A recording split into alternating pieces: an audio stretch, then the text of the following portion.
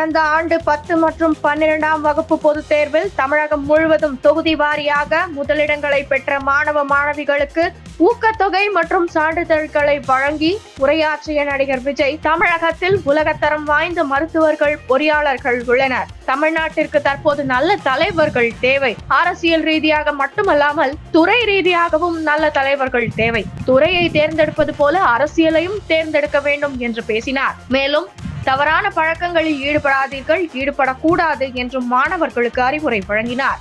வெள்ளை நிற ஆடை அணிந்தபடி விழாவிற்கு வருகை தந்த விஜய், நாங்குநேரி சாதி சண்டையில் அரிவாளால் காயம் பெற்று பின்னர் சிறப்பாக படித்து தேர்ச்சி பெற்ற மாணவர் சின்னதுரை அருகில் அமர்ந்தார். முதற்கட்டமாக கோவை, ஈரோடு, மதுரை உள்ளிட்ட 21 மாவட்டங்களை சேர்ந்த மாணவர்களுக்கு சான்றிதழ்கள் மற்றும் ஊக்கத்தொகையை விஜய் வழங்கினார். இந்த நிகழ்வில் 750 மாணவர்கள் மற்றும் பெற்றோர்கள் உட்பட 3500க்கும் மேற்பட்டோர் கலந்து கொண்டுள்ளனர். உதவி ஆணையர் தலைமையில் 30 போலீசார் பாதுகாப்பில் ஈடுபட்டுள்ளனர். விழாவிற்கு வந்த பெற்றோர் மற்றும் குழந்தைகளுக்கு மதியம் அறுசுவை சைவ விருந்து தயார் செய்து வழங்கப்பட்டது.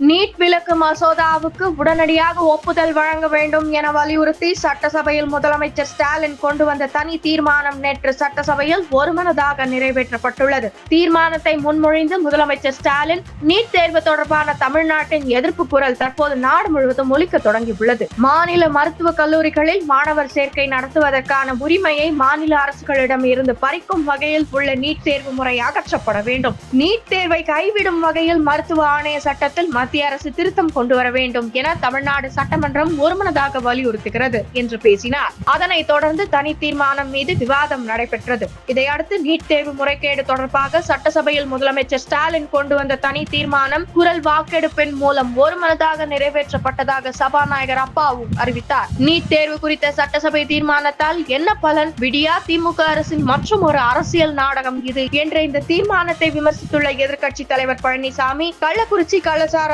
மரணங்களை மடைமாற்ற நினைக்கும் இது போன்ற பயனற்ற அரசியல் வித்தைகளை மக்கள் இனியும் நம்புவதாக இல்லை என்று தெரிவித்துள்ளார். UAPA சட்டவிரோத செயல்கள் தடுப்பு சட்ட வழக்கில் தொடர்புடைய பயங்கரவாதி சென்னை கோயம்பேட்டில் கைது செய்யப்பட்டுள்ளார். மேற்கு வங்காளத்தை சேர்ந்த அவரை அம்மாநில போலீசார் கைது செய்துள்ளனர். UAPA சட்டத்தில் தேடப்பட்டு வந்த அனோவர் அன்சார் என்ற பயங்கரவாதி கோயம்பேட்டில் கைது செய்யப்பட்டுள்ளார். மேற்கு வங்காளத்தை சேர்ந்த அவன் அல்-கொய்தா தீவிரவாத ஆதரவு அமைப்பான அல் இஸ்லாம் என்ற பயங்கரவாத அமைப்பில் தொடர்புடையவன் என்ற தகவல் வெளியாகியுள்ளது. சென்னையில் கட்டுமான பணியில் ஈடுபட்டு வந்த அனோவரை மேற்கு வங்காள காவல்துறையினர் கைது செய்தது. ஏற்கனவே கைது செய்யப்பட்ட ஹபிபுல்லா என்ற பயங்கரவாதி கொடுத்த தகவலின் பேரில் அனோவர் கைது செய்யப்பட்டுள்ளார். அரசுக்கு எதிராக சட்டவிரோத செயலில் ஈடுபடுதல் உள்ளிட்ட பிரிவுகளில் அனோவர் மீது வழக்குகள் உள்ளன. கைது செய்யப்பட்ட அனோவரை கொல்கத்தாவிற்கு அழைத்து செல்வதற்கான நடைமுறைகளில் மேற்கு வங்காள போலீசார் ஈடுபட்டுள்ளனர். ஏர்டெல் தொலைத்தொடர்பு நிறுவனம் தனது செல்போன் சேவையில் அனைத்து ரீசார்ஜ் கட்டணத்தை உயர்த்தி வாடிக்கையாளர்களுக்கு அதிர்ச்சி அளித்துள்ளது. அதன்படி 11% முதல் 21% வரையில் இந்த விலையேற்றம் இருக்கும் என அறிவிக்கப்பட்டுள்ளது. நேற்று ஜியோ தொலைத்தொடர்பு நிறுவனம் தனது செல்போன் சேவையில் அனைத்து ரீசார்ஜ் கட்டணத்தையும் 12% முதல் 27% வரையில் அதிகரித்து அறிவிப்பு வெளியிட்டிருந்தது. நீட் முறைகேடு தொடர்பாக மக்களவையில் பேச வேண்டும் என எதிர்க்கட்சிகள் கடும் அமளியில் ஈடுபட்டதால் மக்களவை ஜூலை 1ஆம் தேதி வரை ஒத்திவைக்கப்பட்டது.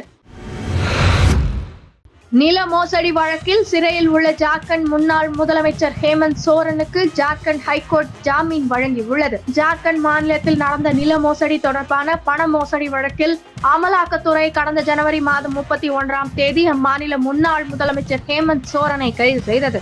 இதையடுத்து அவர் பிர்சா முண்டா சிறையில் அடைக்கப்பட்டார்.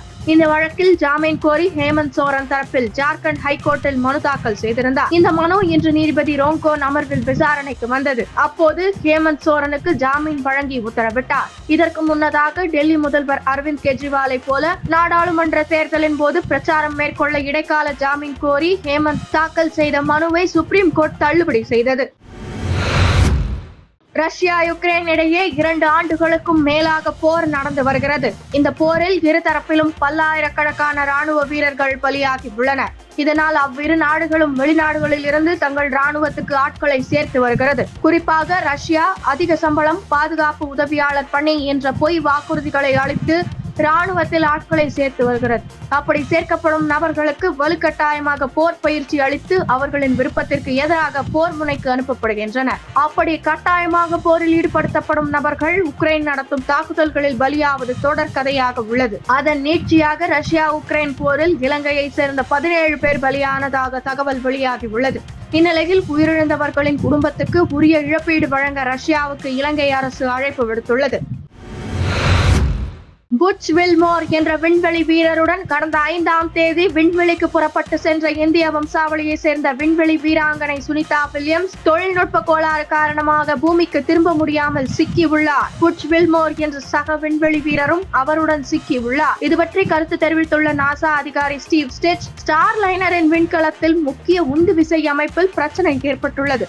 விண்வெளி நிலையத்துடனான இணைப்பில் இருந்து விண்கலத்தை பிரித்து பூமியின் வளிமண்டலத்திற்கு செலுத்துவதற்கு இந்த அமைப்பு அவசியம் தேவை. புறப்படுவதற்கான உந்துவிசை சாதனமான த்ரஸ்டர்களை இயக்கும் போது அதிக வெப்பம் அடைந்தது.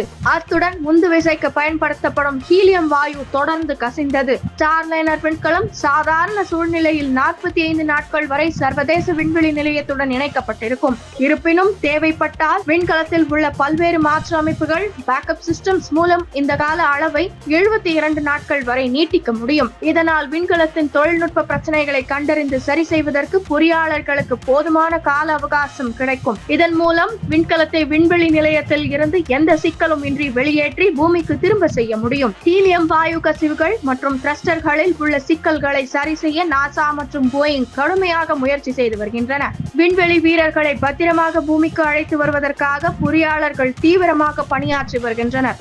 எங்கு என்ன தவறு நடந்துள்ளது என்பதை கண்டறிந்து சரி செய்வதற்கான சோதனைகளை நடத்தி வருகின்றனர். இந்த பிரச்சனைகள் சரி செய்யப்பட்டு சுனிதா வில்லியம்ஸ் மற்றும் வில்மோர் ஆகியோருடன் விண்கலம் பாதுகாப்பாக திரும்பி வரும் என நம்புகிறேன் என்று கூறினார். இதற்கிடையே ஸ்டார்லைனர் விண்கலத்தில் உள்ள பிரச்சனைகளை சரி செய்ய முடியாவிட்டால் சுனிதா வில்லியம்ஸ் மற்றும் புட்ச் வில்மோர் ஆகிய இருவரையும் பாதுகாப்பாக மீட்பதற்காக எலான் மஸ்கின் ஸ்பேஸ் எக்ஸ் நிறுவனத்தின் உதவியை எடுத்துக் கொள்ளவும் திட்டமிடப்பட்டு வருகிறது. அமெரிக்க அதிபர் தேர்தல் நவம்பர் 5ஆம் தேதி நடைபெறவுள்ள நிலையில் தேர்தலின் முக்கிய அம்சமாக அமெரிக்க ஜனாதிபதி தேர்தலில் போட்டியிடும் ஜோ பைடன், டொனால்ட் ட்ரம்ப் இடையேயான முதல் நேருக்கு நேர் விவாதம் நேற்று களை கட்டியது.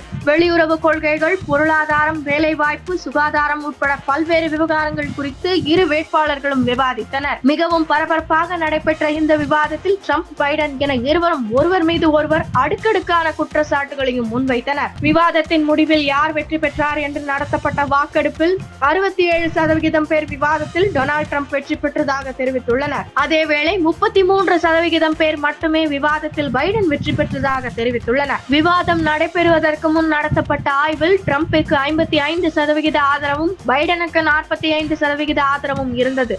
ஆனால் விவாதத்திற்கு பின் ட்ரம்பிற்கான ஆதரவு 67% அதிகரித்துள்ளது. மேலும் வாக்கெடுப்பில் பங்கேற்றவர்களில் 57% பேர் நாட்டை வழிநடத்தும் விவகாரத்தில் பைடன் மீது நம்பிக்கை இல்லை என தெரிவித்துள்ளனர். நாட்டை வழிநடத்துவதில் ட்ரம்ப் மீது மிகுந்த நம்பிக்கை உள்ளதாக 36% பேர் தெரிவித்துள்ளனர். ஆனால் 14% பேர் மட்டுமே பைடன் மீது நம்பிக்கை வைத்துள்ளனர். வெஸ்ட் இண்டீஸில் T20 உலகக்கோப்பை கிரிக்கெட் தொடர் நடக்கிறது. கயானாவில் நடந்த அரையிறுதியில் இந்தியா, நடப்பு சாம்பியன் இங்கிலாந்து அணிகள் மோதின. மழை காரணமாக 1 மணி நேரம் 20 நிமிடம் தாமதமாக போட்டி துவங்கியது. விறுவிறுப்பாக நடைபெற்ற போட்டியில் சுழலில் அமர்க்களப்படுத்திய அக்சர் இங்கிலாந்தின் டாப் ஆர்டரை தகர்க்க குதூகலம் அடைந்த குல்தீப் மிடில் ஆர்டரை சாய்த்தார். அதிரடியாக ஆட்டமாடிய இந்திய அணி 68 ரன்னில் வெற்றி பெற்று இறுதிப் போட்டிக்குள் நுழைந்தது.